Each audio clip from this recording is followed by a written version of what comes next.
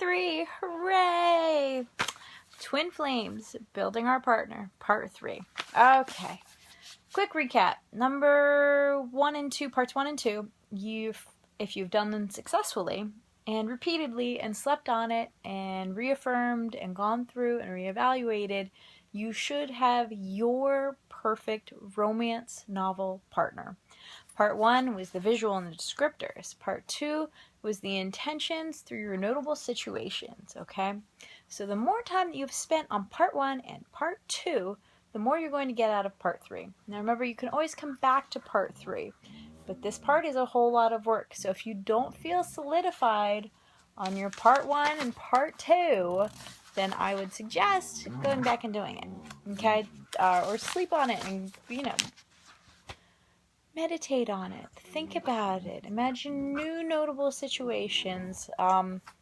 Sorry, the dogs are playing in the background. I'm sick in bed today. Okay, now, Part 3. This is literally the hard work part. We've had our fun. We've got to imagine. We've got to daydream and believe and express our wants and needs. Well, now we look at more, okay? We've been looking at the little picture. Now we look at the big picture, all right? Are you ready to do that? I hope you're ready to do that, okay? This may bring up some feelings. This may bring up some questions. This may bring up some emotional triggers, okay? So pay attention to what's clicks with you. Yeah, oh yeah, I really like that. Or, you know what, I don't know how I feel about that. And even thinking about this makes me uncomfortable. Take notes. Take notes. Draw a little star. Watch this over and over again until you figure out, you know what? I disagree with that. Or you know what? I really agree with that, even though I didn't really want to hear that at the time. Okay? There may be some things that are difficult for us to hear. We really like thinking about other people, their weakness and their strengths, but it's hard sometimes to look at ourselves from that point of view, okay? So be kind to yourself. Be generous with yourself and your feelings at this point in time. Okay, number 1, do we need someone else to complete us? No, absolutely not. We don't. Most of us don't have twin flames because we don't need them. We encompass the universe within ourselves. If we have unfulfilled needs, there are ways that we can fulfill them. Absolutely. Okay? We need to be the best complete partner that we can be for our future partners or our current partners even, right?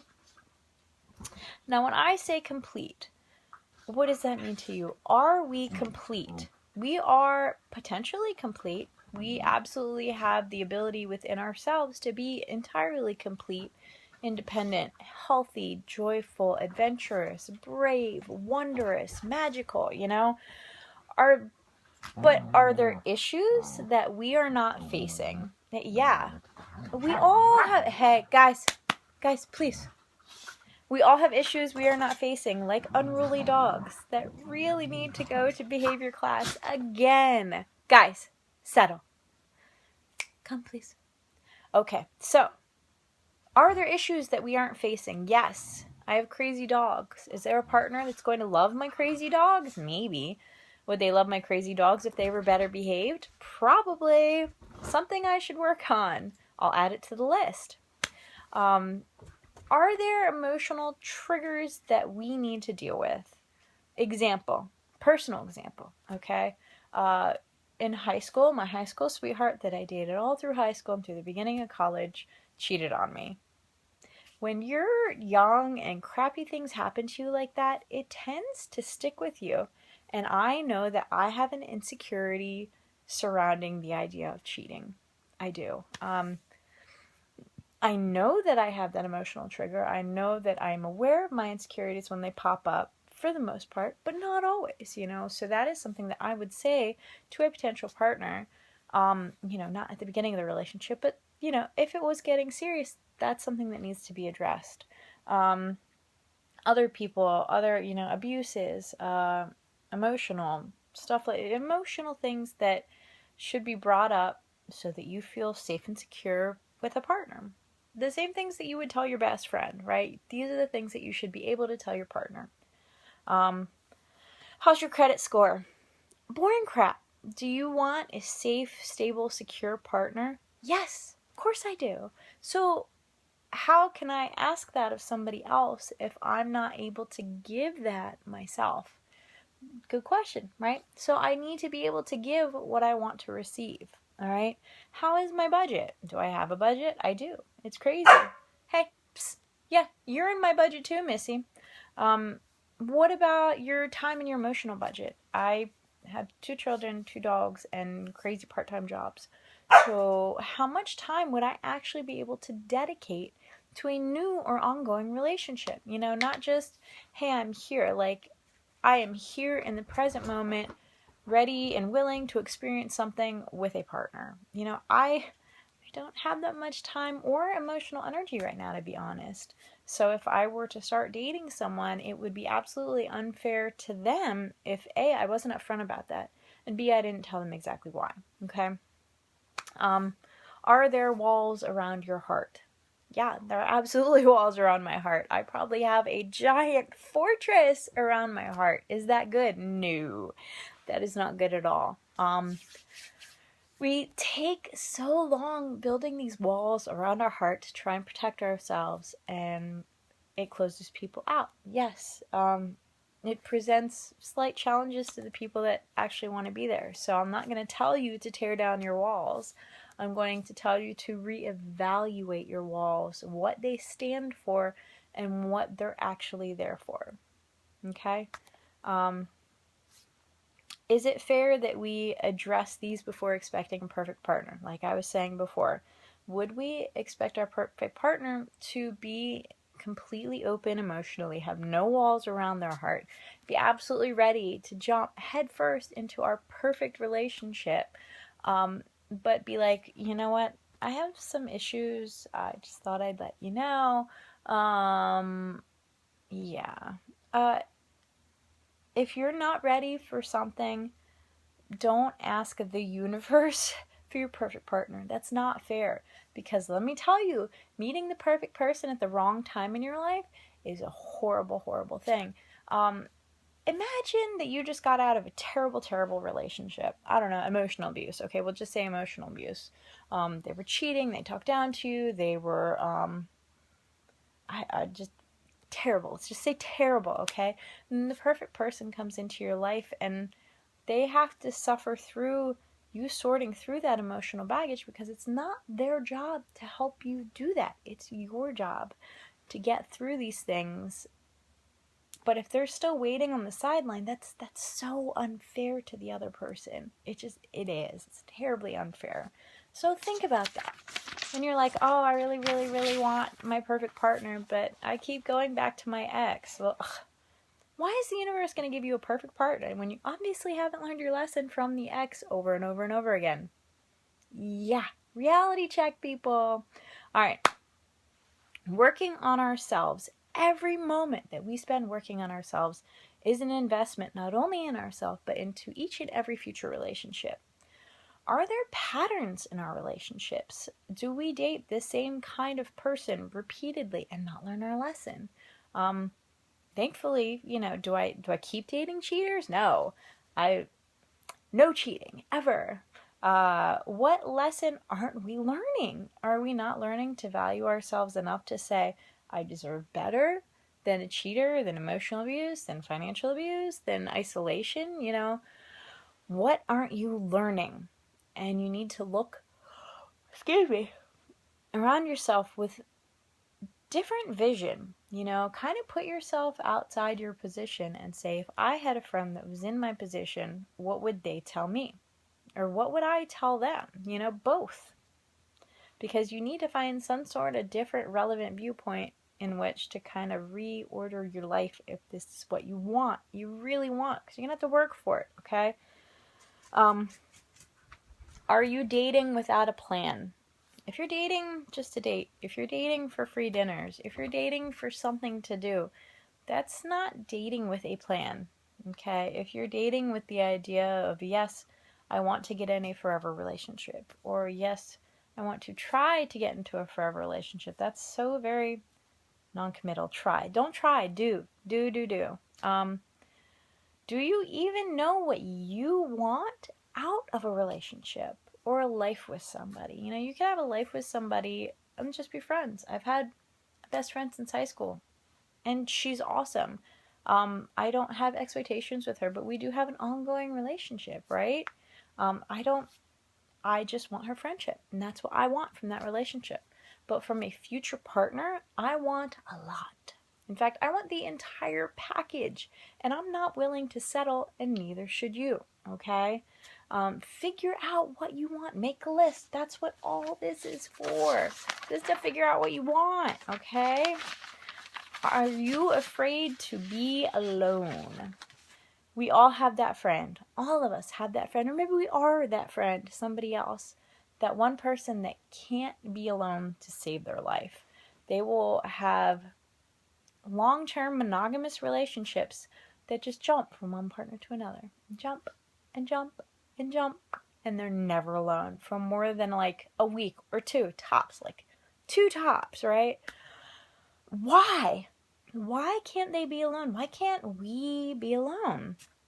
I love being alone. I do. So help me God, I really do. And to the point where if I lived alone for long enough, I don't even know that I would want a partner, because you get so used to being yourself in your space, you know, you kind of stop wanting to share that.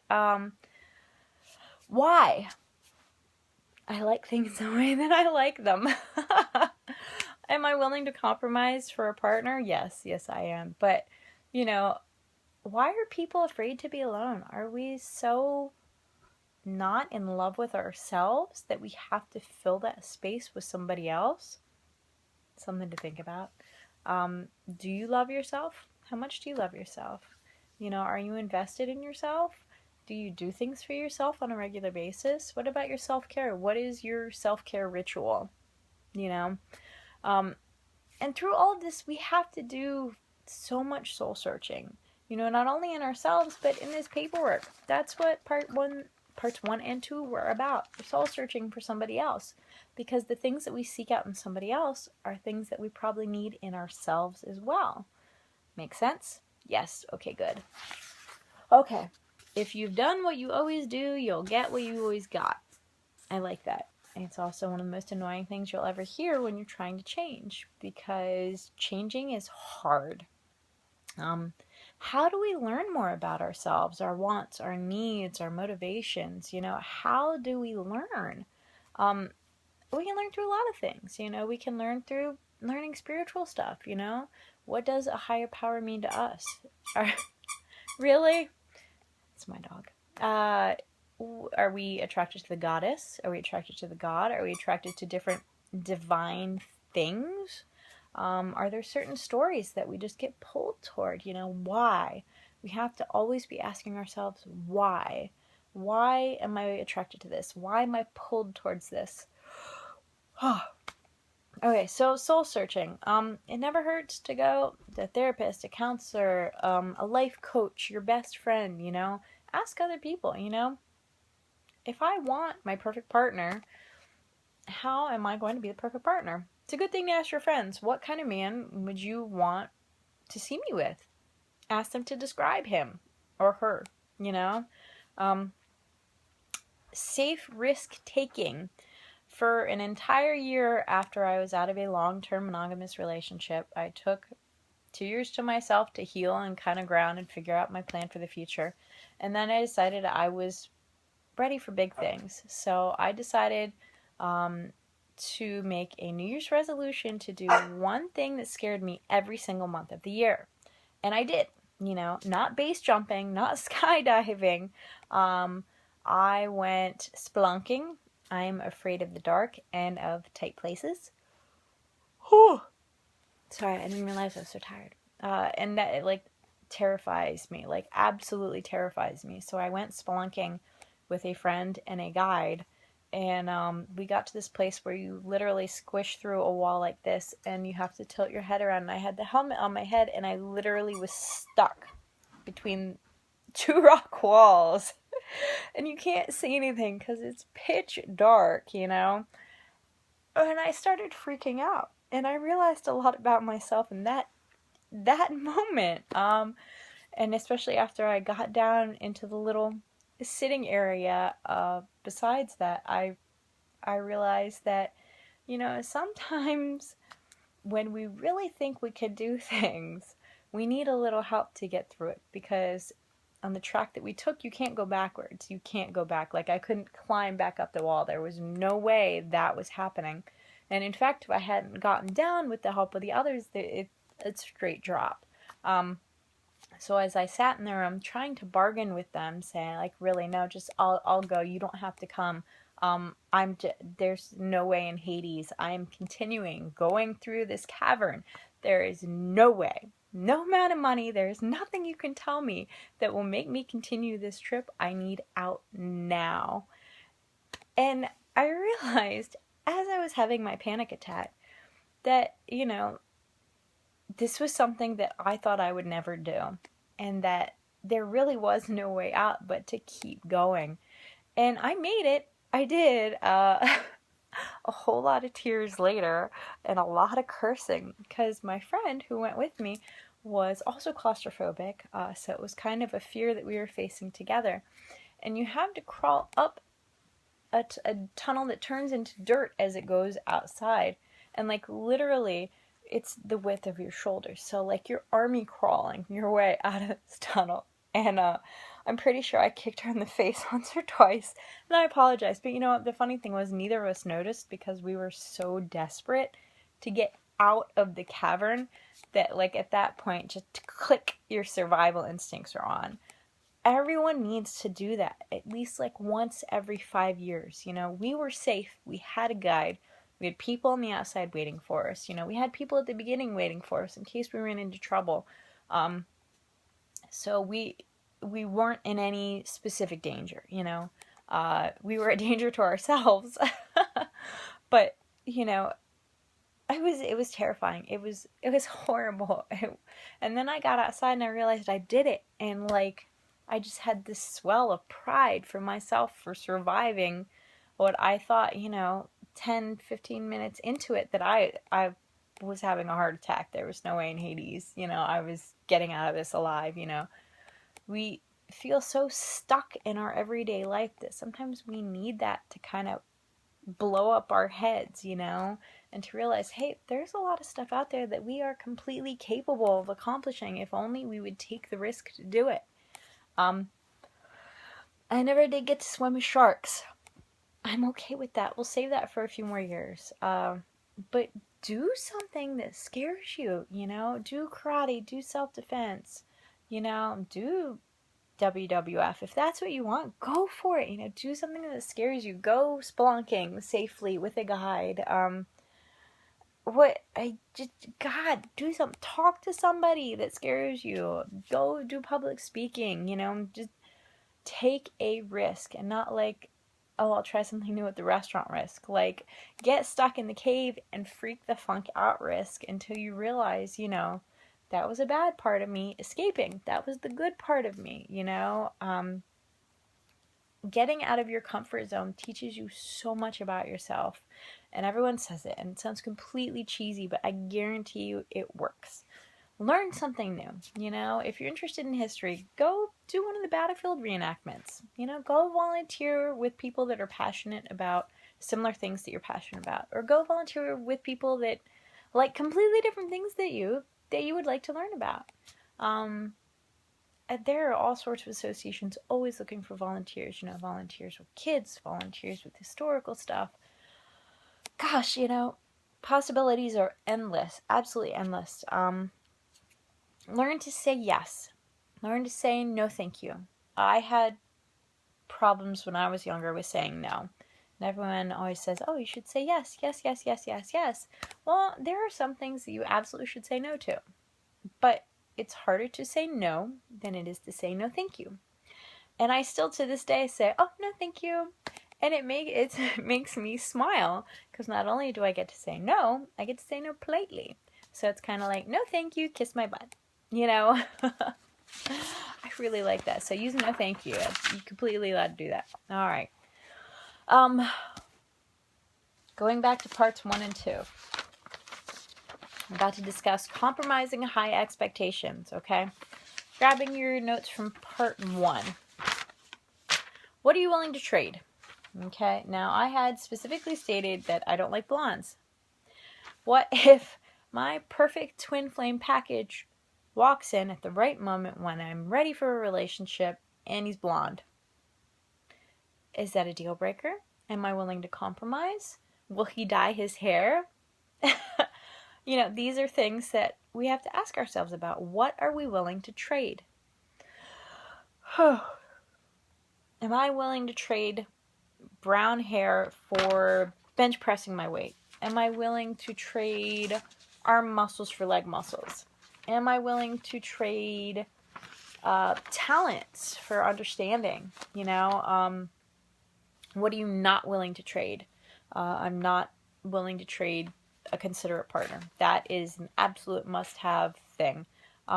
Compassion, understanding, openly giving, openly loving, honesty. I'm not willing to trade honesty for anything. You know, that's important to me. Why is that important to me? That's important to me because of all my past relationship experience. Honesty is absolutely, to me, the biggest thing. Okay? To you, you may have that one thing.